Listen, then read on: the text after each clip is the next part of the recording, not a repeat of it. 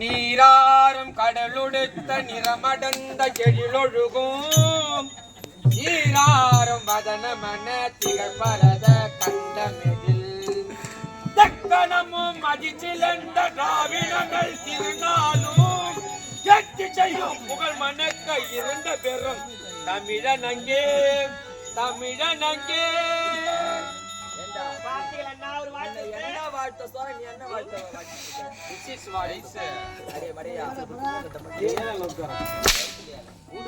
என் தங்கைக்கு பிறந்த நாள் விழா வாழ்த்த வேண்டும். நான் வாழ்த்தினவள் தானா? ஆமா. போடு முட்டி யாரும் போடு முட்டி யாரை முட்டி போட சொல்றீங்க?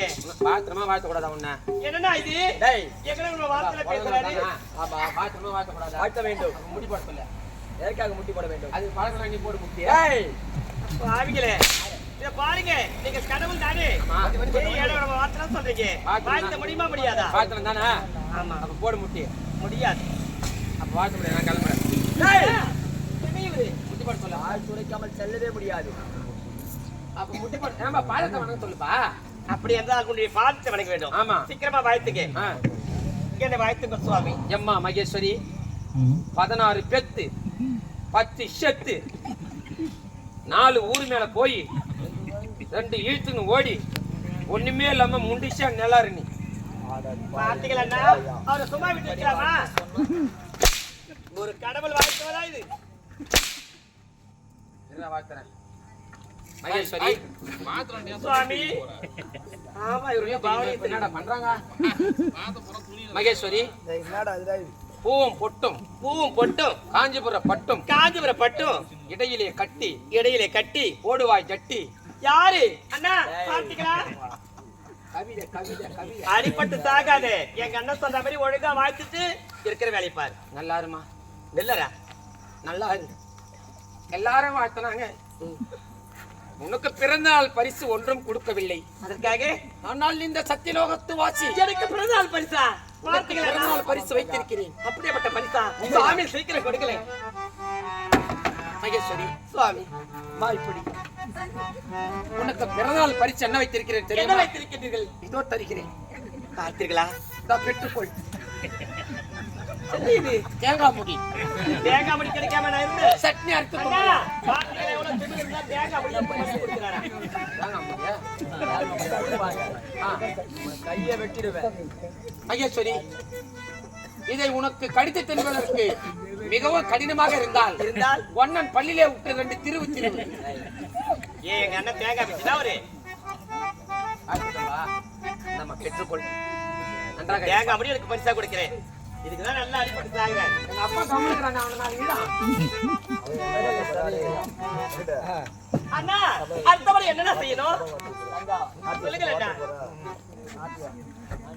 மணிகண்டு தந்தையை மணிகண்டு மணிகண்டா வைகுந்த வாசன் என்ன பாபா சிரிக்கிறான். டேய் என்ன வைகுந்த வாசன்? அதோ நாராயணன் வந்திருக்கிறார். பொன்னுலகத்து வேந்தன் 33 கோடி தேவருக்கெல்லாம் தலைவன் நாகப்பூச்சி தேவேந்திரன் வந்திருக்கிறார். அதோ அங்கே பார் கைலாய வாசன். தூங்குறான் பாரு பாவா. டேய் எழுந்திரி. ஆய்ந்த சிந்தனையில இருக்கீங்க. ஆய்ந்த சிந்தனை.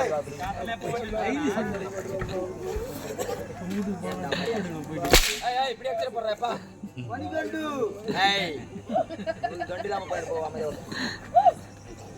கைலாய வாசன் யானை முதல் எறும்புக்கடை 84 லட்சம் ஜீவஜீவங்களையும் படியளக்கக்கூடிய கர்த்தா ஈஸ்வரன் வந்திருக்கிறார். சத்தியலோகத்து வாசி பிரம்மதேவன் நான் வந்திருக்கிறேன். ஒரு கண்ணுக்கு விருந்தாக ஒரு நாட்டியம் இருந்தால் சிறப்பாக இருக்கும். அதுவும் அந்த நாட்டியம் இந்த பூலோகத்தில் இருக்கிற நாட்டியம் போல் இருக்கக்கூடாது. தேவலோகத்தில் அரம்பா ஊர்வசி மேனகா திலோத்தமை என்று சொல்லக்கூடிய 4 வித நாட்டிய மாதிரி நாட்டியமானால் எப்படி இருக்குமோ அப்படிப்பட்ட ஒரு நாட்டியம் இருந்தால் சிறப்பாக இருக்கும். தந்தை மணிகண்டா என்னவிற்கு வருகிறது? பிரம்மதேவன் ஒரு கேட்டேன். அப்படி என்றால் அந்த தேவலோகத்தில் நாட்டியமாடக்கூடிய நாட்டியமாதலில் யார் இப்பொழுது இங்க வருவாங்க? எப்படி நாட்டியமாட? தங்களோ தவறில் புரிந்து கொண்டிருந்தால் அவருக்கோ சந்தேகம் இருந்த காரணத்தினால் அவளை அழைத்துக் கொண்டு வந்து பாதாள சிறையில் அழைத்து வைத்திருக்கிறேன். ஆனால் அவள் யார் என்று உண்மையை கூறுவதற்கு மறுக்கின்றாள்.